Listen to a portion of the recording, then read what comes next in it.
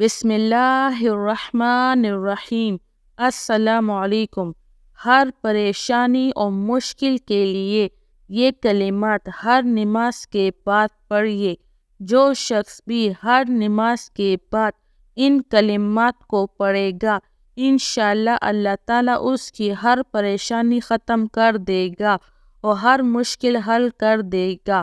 وہ کلمات یہ ہے: سبحان اللہ رب العرش العظیم 3 بار، صلی اللہ علی محمد 100 بار، لا الہ الا انت 7 بار، هو الحی القیوم 7 بار، لا الہ الا اللہ 11 بار، لا الہ الا اللہ الملک الحق المبین 11 بار، اللہم انا نستعینک 11 بار، سبحان اللہ وبحمدہ 100 بار، اللہم لا سہل الا ما جعلتہ سہلا 7 بار،